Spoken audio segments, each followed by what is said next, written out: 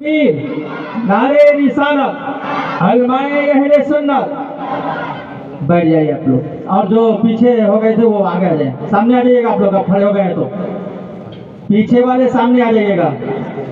ماشاءاللہ سبحان اللہ.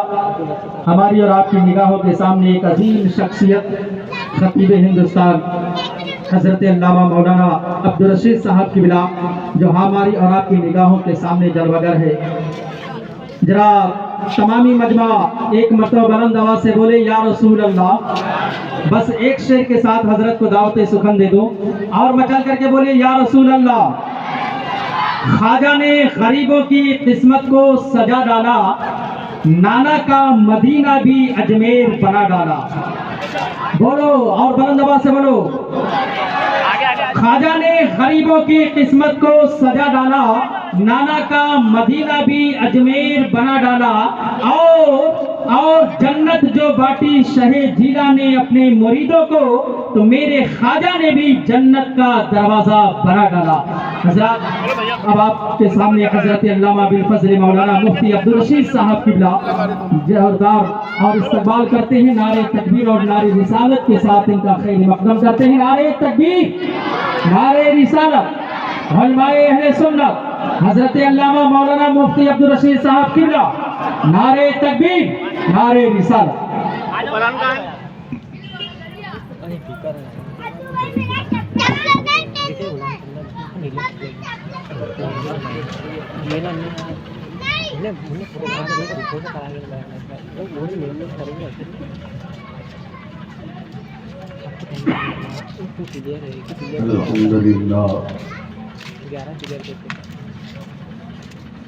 الحمد لله الذي أبدع الأخلاق والتعظيم،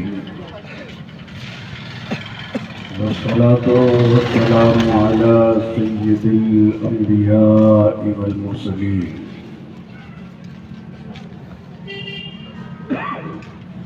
وعلى آله وأصحابه أجمعين، أما بعد.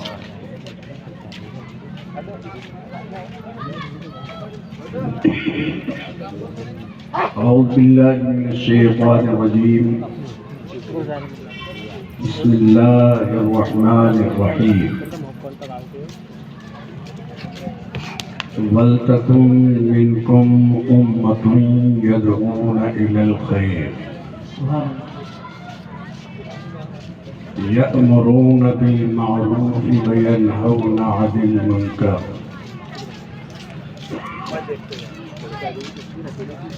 آمنت باللہ، صدق اللہ العظیم. ان اللہ وملائکتہ یصلون علی النبی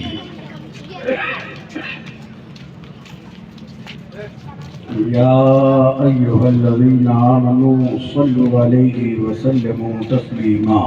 اللهم صل على سيدنا حبيبنا مولانا محمد وسلم صلاة والسلام عليك يا رسول الله. اللهم صل على سيدنا مولانا محمد معدن الجود والكرم وعلى آله وأصحابه أجمعين. واجب الاحترام علماء اہل سنت، بانیان کانفرنس، KGN کے ارکان و نوجوان، جملہ حاضرین، السلام علیکم ورحمۃ اللہ وبرکاتہ. وعلیکم السلام ورحمۃ اللہ وبرکاتہ.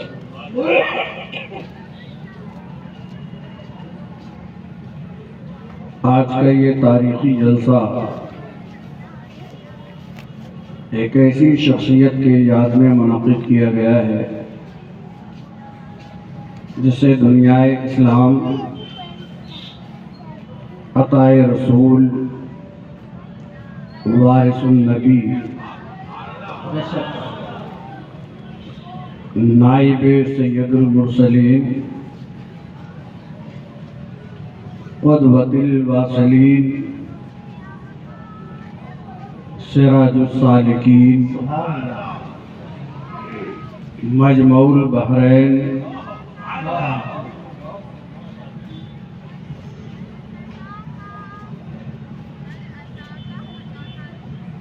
پیکر رشد و ہدایت، منبع اخلاص و محبت، سبحان اللہ، شیخ طریقت، غواص معرفت،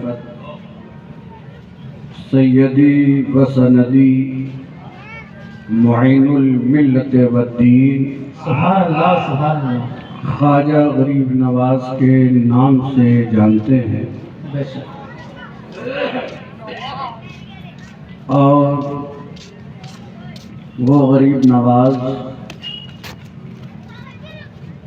کہ جن کے رحلت فرمائے ہوئے 800 سے زائد سال گزر گئے، 8 صدیوں کا تبدل، 800 سال کی گردشیں، جن کے نام کی تابناکی کو ذرا سبھی دھندلا نہ سکی۔ وہ غریب نواز جن کی محبت کا سکہ قلوب مومنین پر ایسا راسخ ہے کہ اہل سنت ان کی ذات پر فخر کرتے ہوئے کہتے ہیں کہ ہمارے دین کی حقانیت کے دونوں شاہد ہیں، ہمارے دین کی حقانیت کے دونوں شاہد ہیں، محی الدین جیلانی، معین الدین اجمیری۔ سبحان اللہ، نعرہ تکبیر، نعرہ رسالت، بہت بہت بہت بہت۔ اس بارگاہ غوثیت میں منقبت کے 2-3 شعر ملاحظہ کر لیں، اور یہ جماعت اہل سنت پر بڑا احسان ہے، ناشر سنیت، خلیفہ قائد ملت حضرت علامہ مفتی غلام سمدانی صاحب کا، اور ان کے رفیق کار علاقہ برال کے بیلار پیشوا حضرت علامہ مقصود رضا صاحب قبلہ کا، کہ جن کی انتھک کوششوں نے آج یہ پرنور مجلس اور باوقار اجتماع کا اہتمام کیا۔ اللہ ان حضرات کا سایہ سلامت رکھے۔ درود شریف پڑھ لیجیے، اللہم صلی علی سیدنا مولانا محمد ناظر الجود والکرم وعلی آلہ وصحبہ اجمعین۔ غریب آئے ہیں در پر تیرے غریب نواز، غریب آئے ہیں، غریب آئے ہیں در پر تیرے غریب نواز، کرو غریب نوازی میرے غریب نواز، کرو غریب نوازی میرے غریب نواز، تمہارے در کی کرامت یہ بارہا دیکھی، تمہارے در کی کرامت یہ بارہا دیکھی، غریب آتے ہیں اور ہو گئے غریب نواز غریب آئے ہیں اور ہو گئے غریب نواز تمہاری ذات سے میرا بڑا تعلق ہے تمہاری ذات سے میرا بڑا تعلق ہے کہ میں غریب بڑا تم بڑے غریب نواز کہ میں غریب بڑا تم بڑے غریب نواز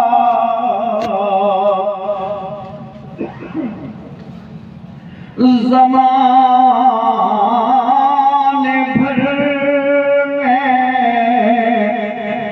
غنی کر دیا سید میں صدقے جاؤں تیری جود کے غریب نواز غریب آئے ہیں درود پاک پڑھیے اللہم صلی علی سیدنا مولانا محمد مادری والکرم وعلا آلہ وصحبہ اجمعین رب کائنات نے قرآن کریم میں ارشاد فرمایا وَلْتَكُمْ مِنْكُمْ أُمَّةٌ تم میں کا ایک گروہ ایسا ہونا چاہیے يَدْعُونَ إِلَى الْخَيْرِ جو لوگوں کو بھلائی کی دعوت دے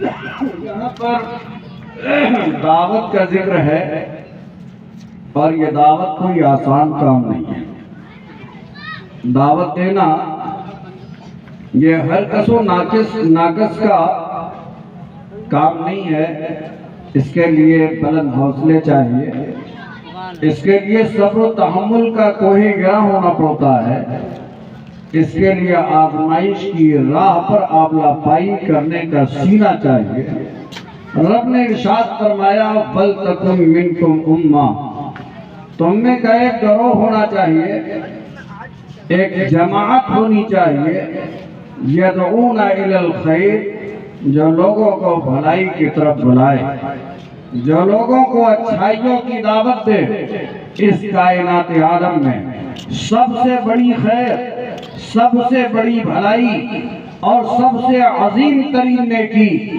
لا الہ الا اللہ محمد رسول اللہ ہے ساری خیر ساری بھلائی اور ہر خوبی کی یہی جڑ ہے ہر نعمت کا یہی سرچشمہ ہے لا الہ الا اللہ محمد رسول اللہ یہ ایک ایسی دعوت ہے کہ اس دعوت کو جب عام کرنا اس دعوت کو جب پھیلانے کا مرحلہ سامنے آتا ہے تو بہت ساری مخالفتوں کا سامنا کرنا پڑتا ہے بہت ساری دشواریوں کا سامنا کرنا پڑتا ہے دعوت دینا یہ معمولی امر نہیں ہے اگلے زمانے میں رب تبارک و تعالیٰ نے دعوت خیر کے لیے انبیاء کرام کو مبعوث فرمایا انبیاء کرام نے جو دعوتیں دی ان کی تاریخ آپ قرآن میں پڑھیں قرآن کریم کا مطالعہ کریں کسی عالم دین سے اس کا ترجمہ پڑھوا کر سنیں اگلے زمانے میں انبیاء کرام نے جو دعوت دی ہے اس دعوت کی پاداش میں بعض نبیوں کے آرے چلا دیے گئے بعض انبیاء شہید کر ڈالے گئے بعض انبیاء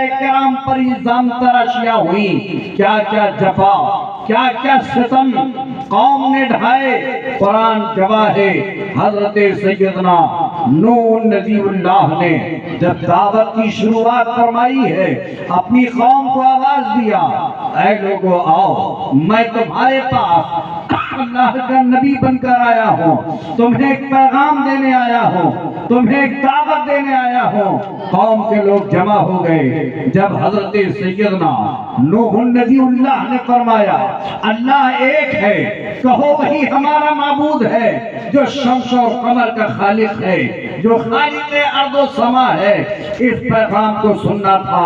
قوم برہم ہو گئی، ہاتھوں میں پتھر اٹھا لیے اور اس قدر پتھروں کی بارش کی، اللہ کے نبی جناب نوح علیہ السلام کی پسلیاں شکستہ ہو گئیں، استخانے مبارک جگہ جگہ سے شکستہ ہو گئے، جسم مبارک زخموں سے لہولہان ہو گیا، زمین پر اللہ کے نبی کا خون رس رہا ہے۔ پیغمبر نوح علیہ السلام زخموں کی تاب نہ لا کر بتقاضۂ بشری زمین پر آ گئے۔ قوم نے فاتحانہ مسکراہٹ بکھیری اور کہنے لگے آج ہم نے سب میں بڑی دعوت کو ختم کر دیا ہے، اب نوح زندہ نہیں ہے، کل ہمیں ہماری برائیوں پر کوئی نہیں روکے گا، کل ہمیں ہماری سرکشی پر کوئی تنبیہ کرنے والا نہیں رہے گا۔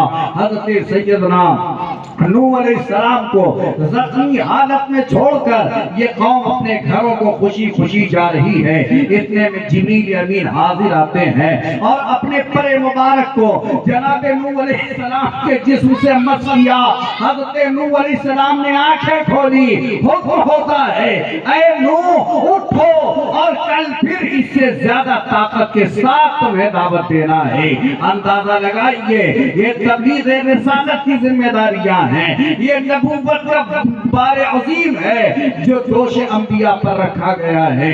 دعوت و تبلیغ یہ معمولی مرحلہ نہیں ہے، دعوت و تبلیغ یہ معمولی کام نہیں ہے۔ میرے دوستو حضرت نوح علیہ السلام نے دوسرے دن پھر قوم کو جمع کیا ہے اور بڑے ہی جاہو جلال کے ساتھ اور انتہائی استقلال کے ساتھ میں آپ نے دعوت دی۔ وہاں سے وہی ظلم کا اور جارحانہ انداز کا مظاہرہ ہو رہا ہے۔ یہ سلسلہ ایک دو دن پر محیط نہیں ہے، یہ سلسلہ ہفتے اور مہینے تک محدود نہیں ہے، 950 سال تک اللہ کا نبی دعوت دیتا رہا اور ہر دعوت کے بدلے ستم کے پتھر برسائے جاتے رہے۔ اللہ کا نبی رحمت کے پھول برساتا رہا اور یہاں سے عداوت، تمرد و سرکشی کی بے شمار آندھیاں اٹھی۔ آپ اندازہ لگائیے یہ انبیاء کرام کے کارنامے ہیں، یہ انبیاء کرام کے عزائم اور ان کی یہ شاندار تبلیغ کی داستان ہے جسے قرآن نے اپنے سینے میں محفوظ رکھا ہے اور دنیا کو دکھایا کہ یہ کار تبلیغ آسان کام نہیں ہے، یہ تبلیغ تمہیں کرنا پڑے گا۔ حضرت سیدنا نوح علیہ السلام کی تاریخ آپ نے ملاحظہ کری، حضرت لوط علیہ السلام نے بھی قوم کو سمجھایا تھا، جناب سیدنا عزیر علیہ السلام نے بھی قوم کو سمجھایا، جناب موسیٰ کلیم اللہ نے بھی سمجھایا۔ حضرت سیدنا یحییٰ علیہ السلام کا زمانہ ہے جب ایک ظالم و جابر بادشاہ اپنی ہی بیوی کی سگی بیٹی کو اپنے نکاح میں لینا چاہتا ہے، عیاشی کرنا چاہتا ہے، یہ جسم کا خوگر، یہ عیش و شرب کے شادیانے بجانا چاہتا ہے۔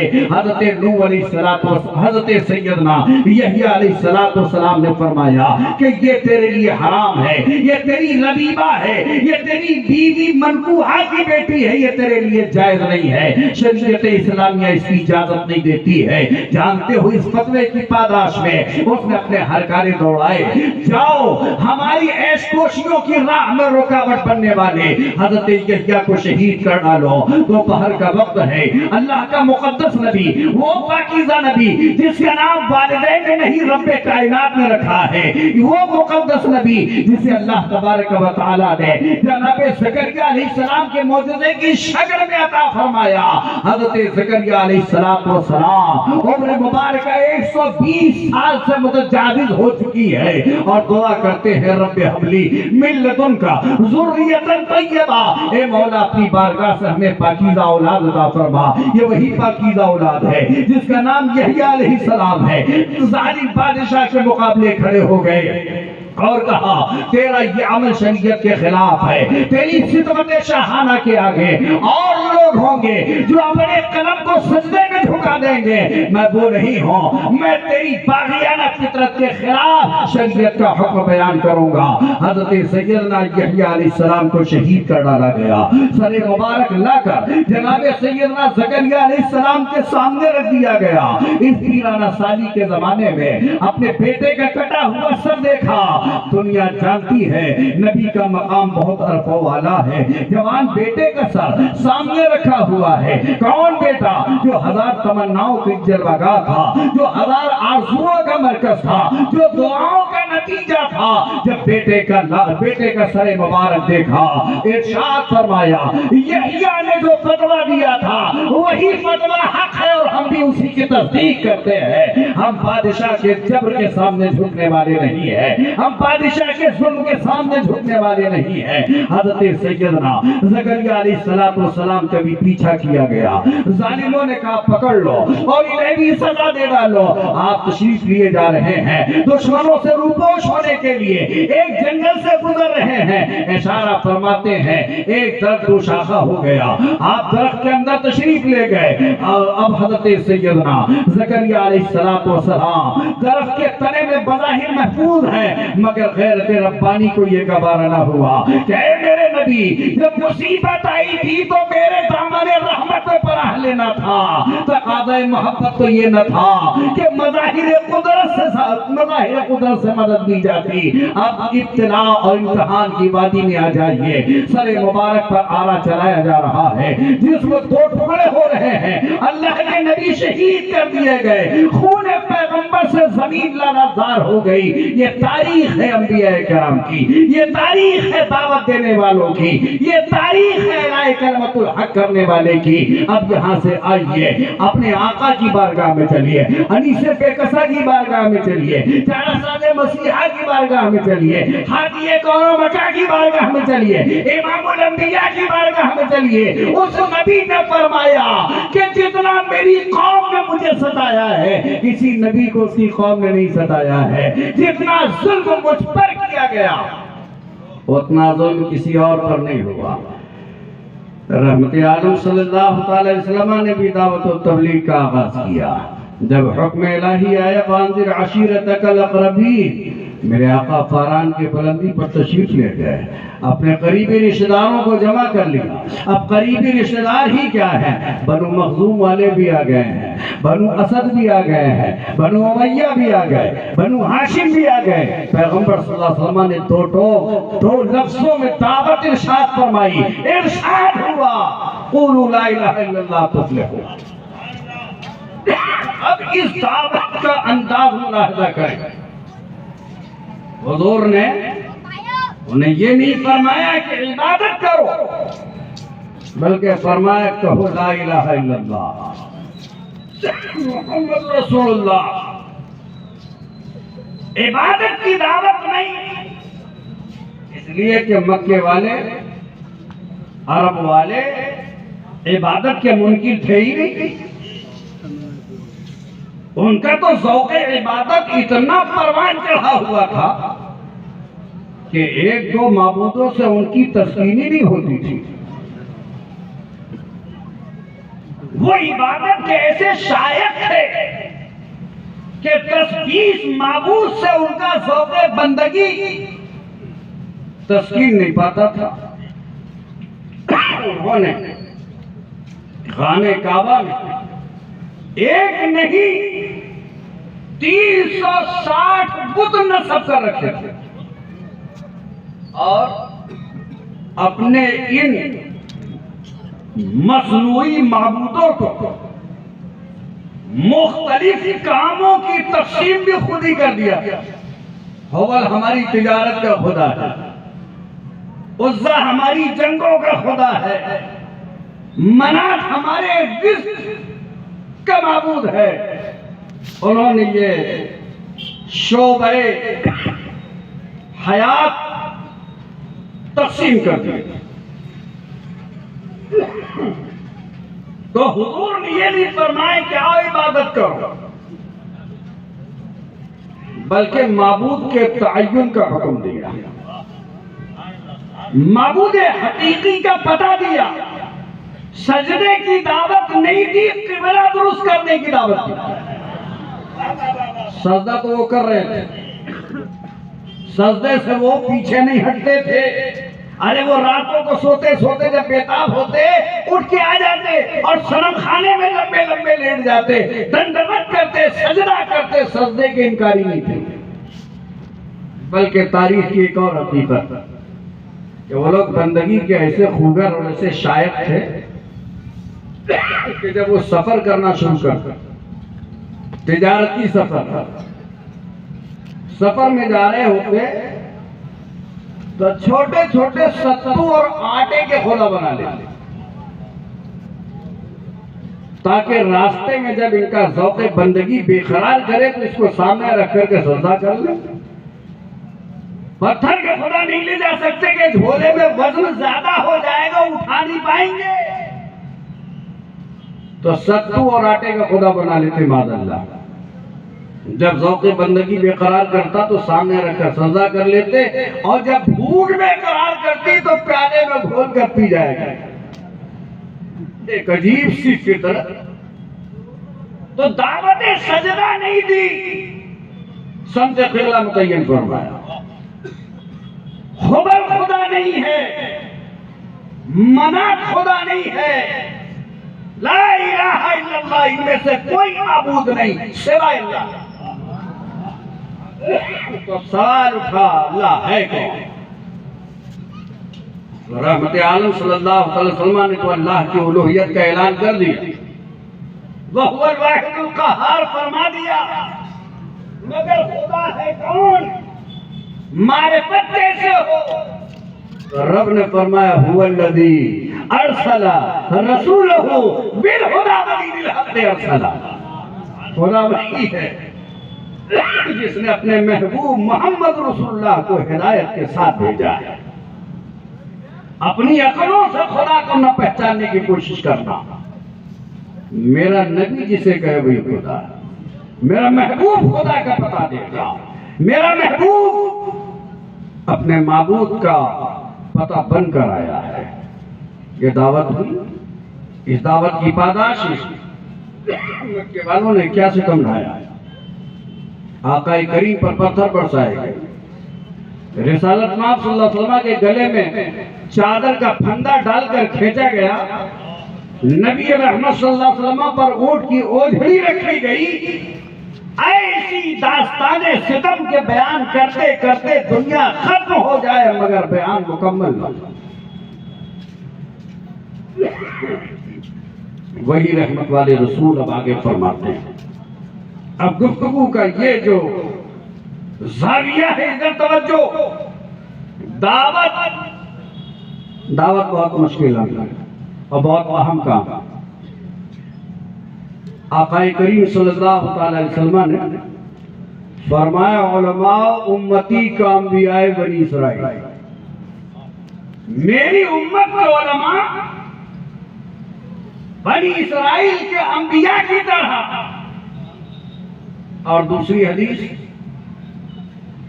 انما العلماء ورثۃ الانبیاء، بے شک علماء ہی انبیاء کے وارث ہیں۔ دونوں حدیث سنی، بادام خیش عالم کہنے والے کی باتیں کھل گئی، خود کو علامہ سمجھنے والے کا سر اونچا ہو گیا۔ ہم تو انبیاء بنی اسرائیل کی طرح، ہم تو نائب مصطفیٰ ہیں۔ آقا کریم صلی اللہ علیہ وسلم نے فرمایا کہ میرے وارث علماء ہی ہیں۔ اس فضیلت کو سن کر ہم خوش ہو گئے، مگر ورثۃ الانبیاء، انبیاء کے وارث ہیں، اس لفظ وراثت پر غور کر لیا ہوتا تو خوشی سے باتیں نہ کھلتی، بارے ذمہ داری سے کاندھے چپ جاتے، پیشانی زمین کو لگ جاتی کہ جو بار آسمان نہ اٹھا سکا، جو بوجھ زمین نہ اٹھا سکی، جو امانت پہاڑ نہ اٹھا سکے، انسان وحمل حل انسان، انسان آگے بڑھا اٹھائے۔ ہم نے اس کو سمجھائی نہیں. آج ہم یہ سمجھتے ہیں کہ ہم عالم ہیں, راستے سے گزر رہے انہوں نے ہاتھ چل لیا, ورثۃ الانبیاء, ہم نبیوں کے وارث ہیں, ہم نائب مصطفیٰ ہیں. ارے جب نائب مصطفیٰ ہو تو صرف ہاتھ نہیں چومے جائیں گے, وقت پڑے گا پتھروں کی برسات کا مقابلہ بھی کرنا پڑے گا. احقاق حق کے لیے گھر بھی تمہارا جلے گا, اعلاء کلمت الحق کے لیے بچے بھی تمہارے ستائے جائیں گے, اعلاء کلمت الحق کے لیے تم سے تمہارا مال بھی لوٹا جائے گا, تم سے تمہارا منصب بھی چھینا جائے گا. اور وہی عالم حق ہے, وہی وارث نبی ہے جو دین مصطفیٰ کے لیے ہر وقت یہ کہتا ہوا نظر آئے کہ جو بات جا مانگو گے تو جا دیں گے, جو مال مانگو گے تو مال دیں گے, مگر نہ ہو سکے گا ہم سے کبھی نبی کا جاہ جلال دیں. نعرہ تکبیر, نعرہ رسالت, علماء اہل سنت, وارث پیغمبر, وارث انبیاء.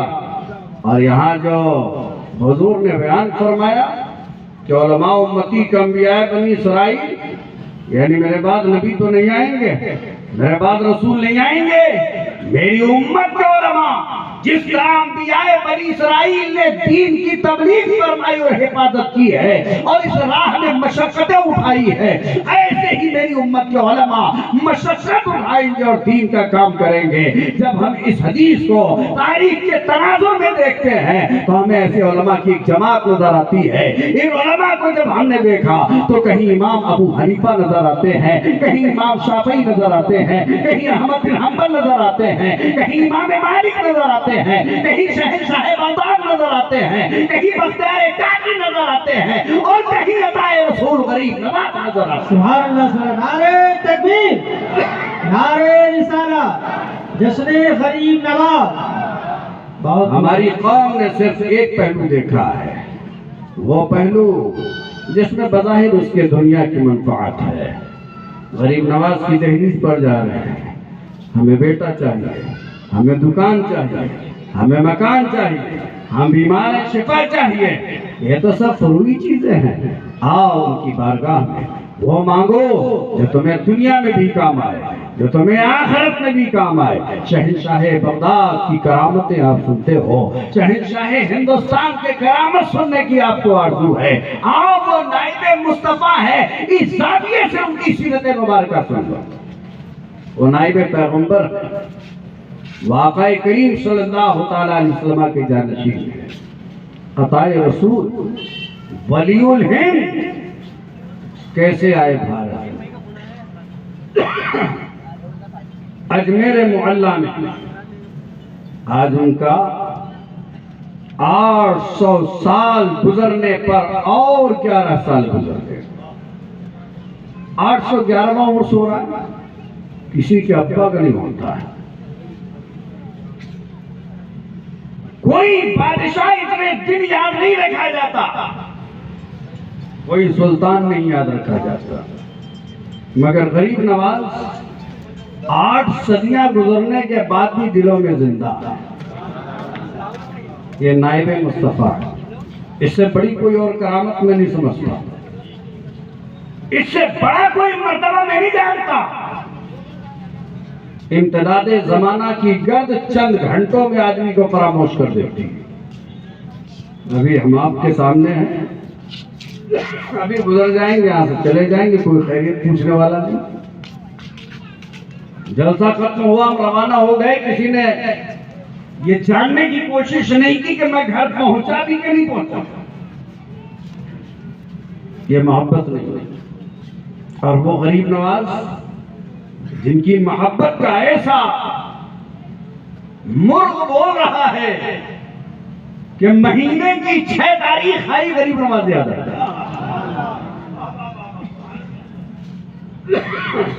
عرس تو عرس ہے, اور مہینے کی 6 تاریخ میں وہ یاد آتے, بلکہ جو اہل وفا ہیں ہر لمحہ انہیں یاد کرتے. سیدنا سرکار غریب نواز وارث نبی ہے, جو اللہ کا اور اللہ کے رسول کے دین کا خادم ہوتا ہے. وہ دنیا کے لیے نہیں جیتا. دنیا کی آرزو کرنے والے آئے, دنیا نے بھلا دیا, नसिया मनसिया हो गए और आज उन्हें कोई याद करने वाला नहीं। गरीब नवाज दीन के लिए अपनी दुनिया तर्क कर रहे हैं। 15 साल की उम्र है। सुल्तानुल हिंद ख्वाजा गरीब नवाज अपने बाग में,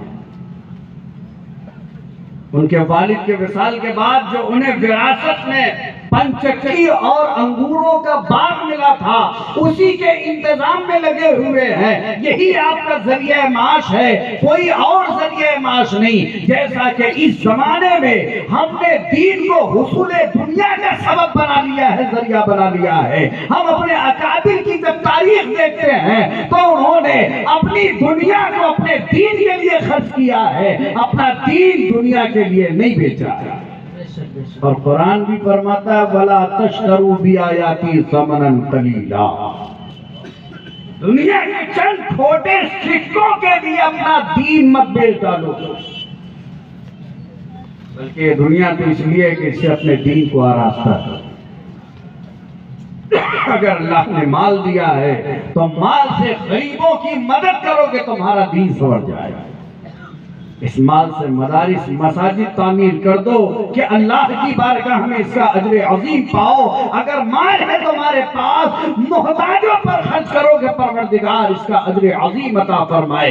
माल इसलिए नहीं है कि इसे अपनी शोहरत और नामवरी का सामान किया जाए। गरीब नवाज अपने बाग में, अचानक वहां एक मशहूर बुजुर्ग हजरत इब्राहिम कंदोजी रजी अल्लाह ताला अन्हु का गुजर हुआ। हजरत इब्राहिम कंदोजी एक मजहूब बुजुर्ग हैं, आए और जब वो बुजुर्ग हजरत ख्वाजा के बाग में दाखिल हुए, गरीब नवाज अपने मकाम से उठे, अपना दोशाला बिछा दिया जमीन पर, एहतराम से बिठाया और सब में मीठा और उम्दा जो अंगूर का गोशा था लाकर उनकी बारगाह में पेश कर दिया।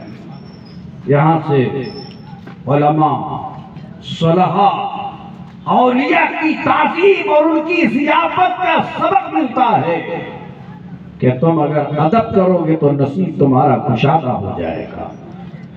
बाअदब बानसीब, जो अदब वाले हैं अल्लाह उनके नसीब को कुशादा फरमाता है और बेअदबों का नसीब जो है वो स्याह होता है।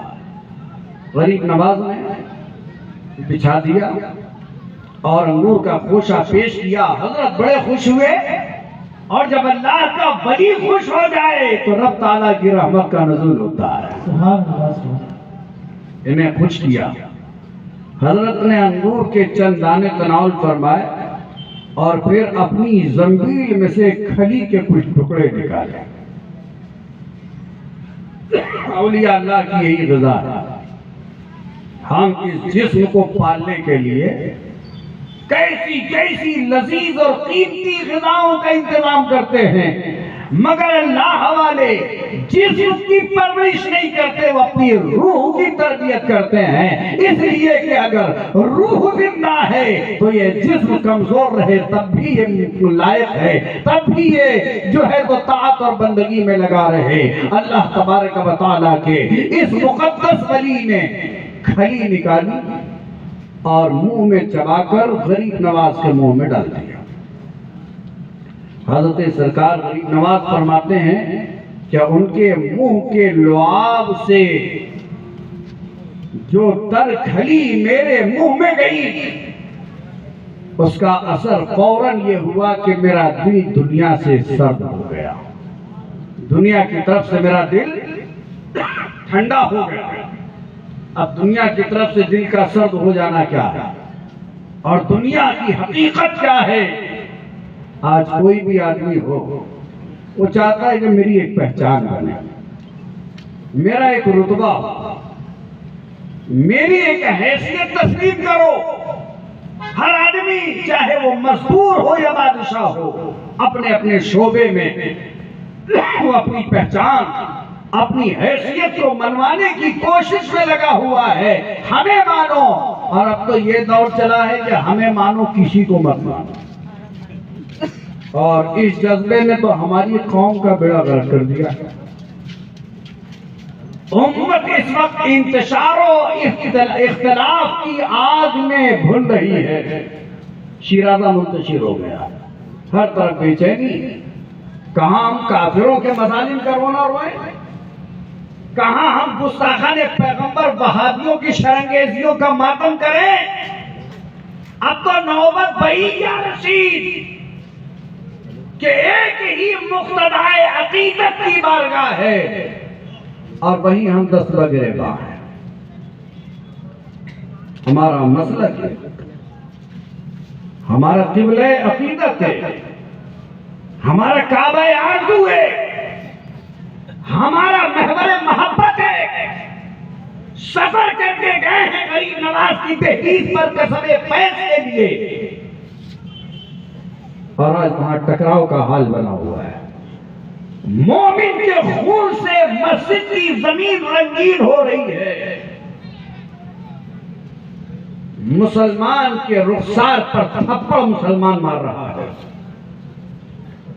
مسلمان کے دانت مسلمان توڑ رہا ہے، مسلمان کی داڑھیاں مسلمان نوچ رہا ہے۔ غریب نواز کی تعلیم بھول گئے؟ صرف کرامت یاد ہے، کرامت بیان کر دوں تو تکبیر کی صدا بلند ہو جائے۔ ان کی تعلیم اور استقامت پر غور نہیں کرتے۔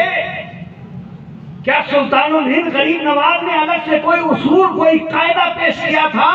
سلطان الہند نے محمد رسول اللہ کا نظام شریعت سنایا تھا، آقا کریم صلی اللہ علیہ وسلم کا طریقہ بتایا۔ بے شک بے شک۔ مسلمان مسلمان کا دشمن بنتے ہیں، اور جہاں تک میری معلومات ہے اعتقادی کوئی ایسا فرق جس میں طرفین میں سے کسی کی تکفیر کی جائے، اب تک میرے علم میں ایسی بات نہیں کہ دونوں ٹکرانے والوں سے کوئی ایک کافر ہے۔ ٹکرا رہے ہیں؟ کیا مسلمان کا یہی طریقہ ہے؟ میرے آقا سرور عالم صلی اللہ علیہ وسلم کا خطبہ وداع ہے، آخری خطبہ ہے، سن لے توجہ سے۔ غریب نواز کی ہی تعلیم، جو اسلام ہے وہی غریب نواز کی تعلیم ہے، جو سنت خیر الانام ہے وہی غریب نواز کی تعلیم۔ انہوں نے دنیا چھوڑی شہرت کے لیے نہیں، وہ تو گمنام زندگی گزار رہے تھے، اور جب بندہ اللہ کے نام پر گمنام ہوتا ہے تو پروردگار اسے نیک نام بنا دیتا ہے۔ بے شک بے شک۔ اعلیٰ حضرت کہتے ہیں بے نشانوں کا نشان مٹتا نہیں، مٹتے مٹتے نام ہو ہی جائے گا۔ سبحان اللہ سبحان اللہ۔ آج ہم نام کے لیے مر رہے ہیں کہ ہمارا نام زندہ رہے، اس نام کے لیے کیا کیا جتن نہیں ہو رہے۔ آقا کریم صلی اللہ علیہ وسلم کا آخری حج ہے جسے حجۃ الوداع کہا جاتا ہے۔ سرکار نے صحابہ سے فرمایا آج کون سا دن ہے؟ توجہ ہے؟ بولو۔ حضور اپنی اونٹنی قصبہ پر سوار ہے، جبل رحمت ہے، میدان عرفات ہے، اور اس حج بیت اللہ میں 1,28,000 صحابہ کرام لگ بھگ موجود ہیں۔ یہ اللہ کے نبی صلی اللہ علیہ وسلم کا آخری حج۔ حضور نے فرمایا آج کون سا دن ہے؟ تو صحابہ کرام کہتے ہیں کہ ہمیں معلوم تو تھا کون سا دن ہے، مگر ہم نے خیال کیا کہ شاید رسول اللہ اس کا نام بدلنا چاہتے ہیں، شاید اس کے نام میں کوئی تبدیلی ہوگی، اس لیے ہم نے اپنی معلومات نہیں پیش کی، عاجزی کرتے ہوئے ہم نے کہا اللہ عالم و رسول، اللہ جانتا ہے اس کے رسول جانتے ہیں۔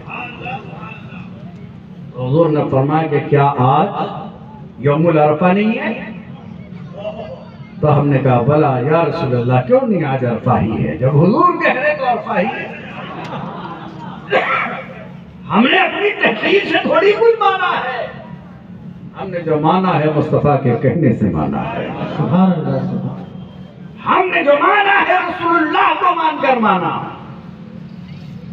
उन्हें जाना उन्हें माना, न रखा गैर से काम। लिल्लाहिल हम्द में दुनिया से मुसलमान गया, लिल्लाहिल हम्द में दुनिया से मुसलमान गया, उन्हें जाना। तो सहाबा का ये अंदाज है मानने का। अब हुजूर ने फरमाया बताओ ये कौन सी जगह है? फिर सहाबा ने वही अर्ज की कि अल्लाह और उसके रसूल जाने। फरमाया कि ये अरफात नहीं है, ये मक्का नहीं है, ये हरम नहीं है। हमने अर्ज की हाँ या रसूल अल्लाह ये हरम है। हुजूर ने फरमाया जिस तरह काबा मोहतरम है, मक्का मोहतरम है, आज का दिन यौमुल अरफा मोहतरम है, मैं एक मुसलमान की इज्जत को, उसके माल को, उसके खून को दूसरे मुसलमान पर हराम करार देता हूँ। अल्लाहु अकबर। अरे हुर्मते काबा के बराबर रसूलुल्लाह ने एक मोमिन की हुर्मत को रखा। बेशक बेशक, सुभान अल्लाह, सुभान। आज उस हुर्मत को आप पामाल कर रहे हैं, उस हुर्मत की आप हतक कर रहे हो जिसे पैगंबर सल्लल्लाहु अलैहि वसल्लम ने सारी दुनिया से मनवाया। काबा से, मक्का से, अरफात से और शहर हराम यौमुल अरफा से मोमिन की इज्जत अरफा है, आला है। और सुनो आरिफ रूमी सैयदना जलालुद्दीन रूमी रहमतुल्लाह अलैह फरमाते हैं कि दिल बदस्तावर के हाथ अकबर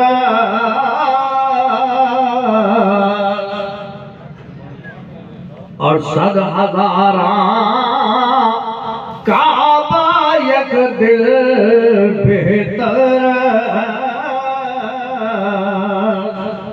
फरमाते हैं एक मोमिन का दिल जीतना, दिल खुश कर देना।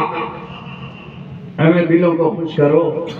गरीब नवाज ने दिल तोड़ने की तालीम नहीं है, दिलों को जोड़ने की तालीम। मेरे आला हजरत ने दिल दुखाने की नहीं, दिल लुभाने का दर्श दिया है। दिल तोड़े जा रहे हैं। निस्बते फिक्र ने हमें दूसरों की हुर्मत को रौंदने का हक दे दिया है। कहते हैं कि एक मोमिन का दिल खुश कर देना ये 1000 काबे से बेहतर है। एक मोमिन का दिल खुश करना ये हज अकबर से बढ़कर है, इसलिए कि दिले मोमिन 1000 काबे से बेहतर है, अफजल है। अब आगे आरिफ रूमी दूसरे शेर में कहते हैं, किसी की अगर ये बात समझ में ना आए कि यार मोमिन का दिल काबे से बढ़कर कैसे होगा और मोमिन का दिल खुश कर देना ये हज मबरूर, हज अकबर से बड़ा कैसे, तो आरिफ रूमी फरमाते हैं कि काबा बुनियाद खलील आज़र और दिल गुजर गाहे जलील अकबर।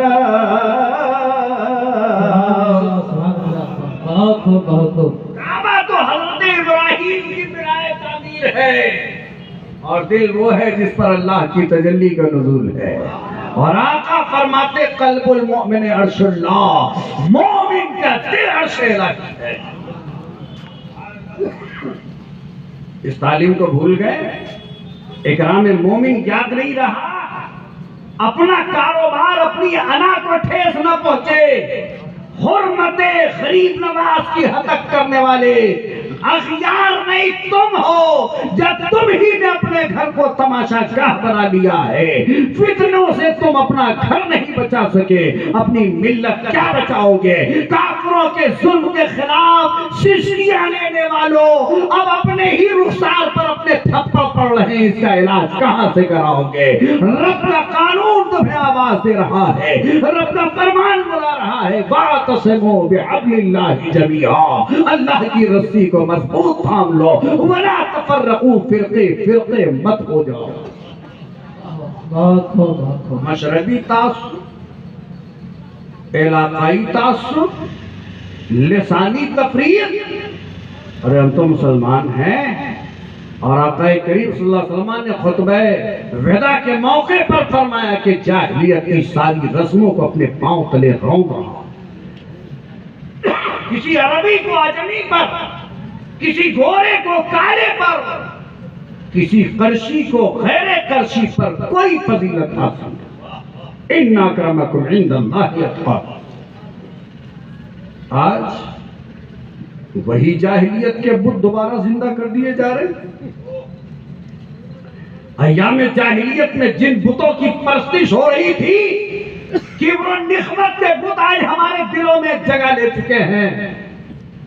علاقائی تعصب کا بت ہمارے سینے میں آ چکا ہے۔ مشربی نفرت، وہ چشتی ہے، وہ قادری ہے، وہ سہروردی ہے، وہ صاحب فلاں ہے۔ میں تم سے پوچھنا چاہتا ہوں، یہ چشتی ہے مسلمان ہے کہ نہیں ہے؟ یہ قادری ہے اہل سنت ہے کہ نہیں ہے؟ یہ فلاں ہے، ابے سلسلے کی بنیاد پر تفریق نہیں کی جائے گی۔ فقہ کے 4 مذاہب ہیں، ان کی بنیاد پر تفریق نہیں کی جائے گی۔ ہم سب کا عقیدہ ایک ہے، مسلک ایک ہے، جسے تعارف کے طور پر اس زمانے میں مسلک اعلیٰ حضرت کہا جاتا ہے۔ یہی مسلک ہے جس کی تعلیم غریب نواز نے دی ہے، جس کی تعلیم حضرت غوث اعظم نے دی ہے۔ وہ اپنے زمانے میں کسی اور نام سے پہچانا جا رہا تھا، آج طریقہ غوثیہ مسلک اعلیٰ حضرت سے پہچانا جائے گا، طریقہ غریب نواز مسلک اعلیٰ حضرت سے پہچانا۔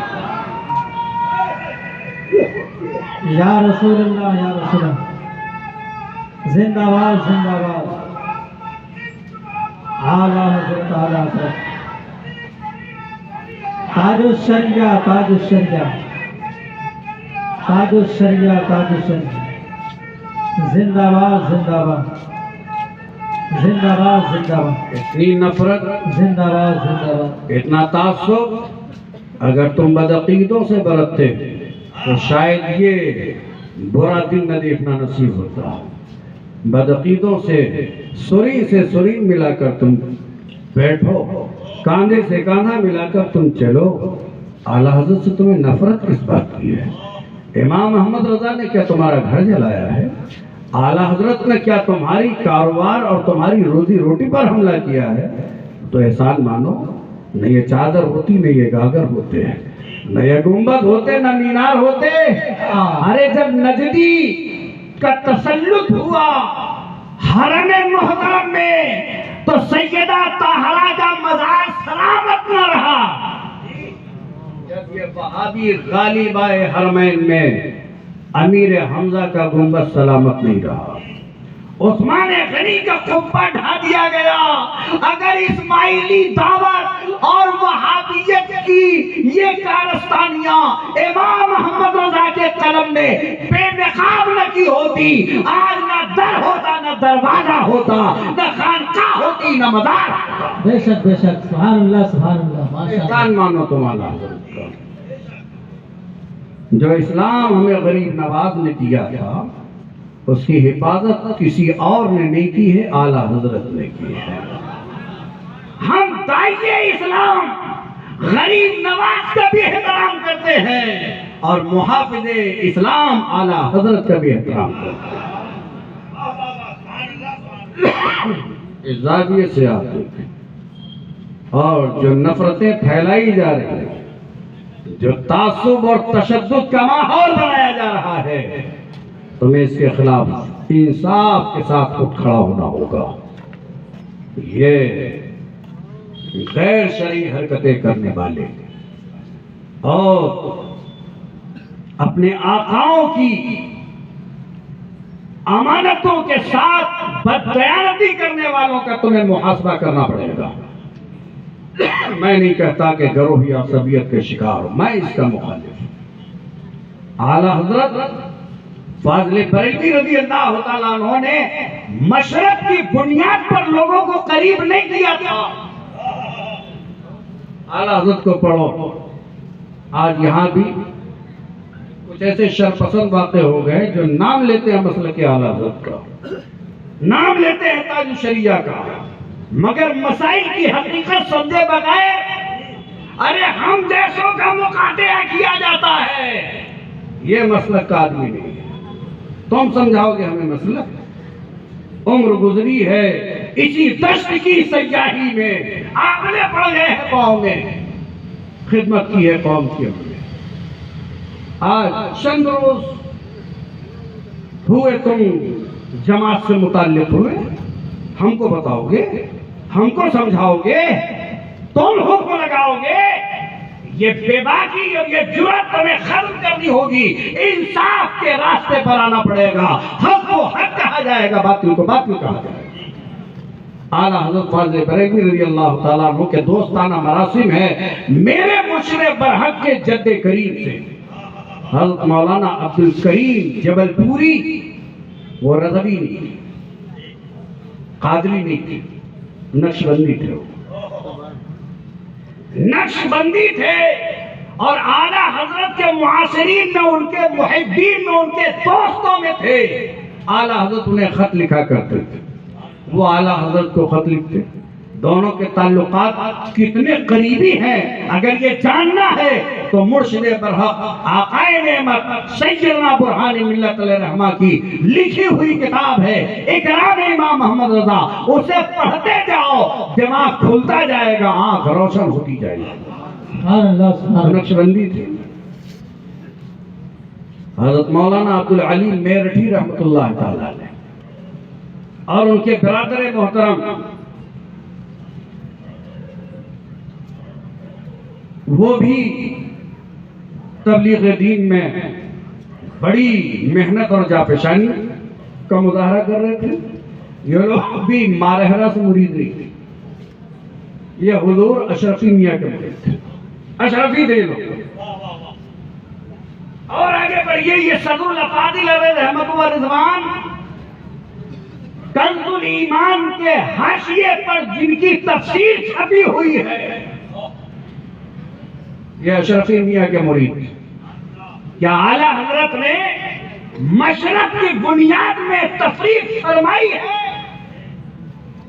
حب رسالت پناہی کے نام پر سب ایک ساتھ ہو گئے، اور اعلیٰ حضرت رضی اللہ تعالیٰ عنہ کی تائید کرنے والے حضور صدر الافاضل، حضور مبلغ اسلام علامہ عبدالعلیم میرٹھی رحمت اللہ تعالیٰ علیہ، حضور مہاجر مدنی حضرت علامہ ضیاء الدین رحمت اللہ تعالیٰ علیہ، عید الاسلام مولانا عبدالسلام جبل پوری علیہ رحمہ، ان تمام لوگوں نے حب رسالت پناہی کی بنیاد پر ایک محاذ قائم کیا تھا اور دنیا کو پیغام دیا تھا کہ ہمارا ٹارگٹ، ہمارا دشمن، ہمارا نشانہ کوئی اور نہیں ہے، وہی ہے جسے امام محمد رضا نے کہا کہ وہ جسے وہابیہ نے دیا ہے لقب ذبیح و شہید کا، وہ شہید تیرے نفس تھا، وہ قتیل تیرے نفس تھا، وہ شہید تیرے خیال ہے۔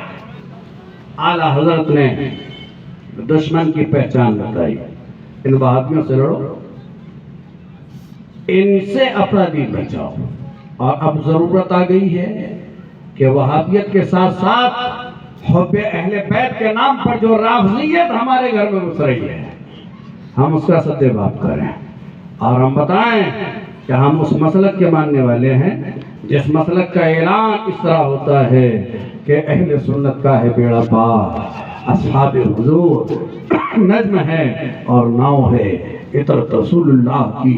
انشاءاللہ تعالی گفتگو کا اگلا حصہ پھر آپ سماعت کریں گے۔ وما علینا الا البلاغ۔ السلام علیکم۔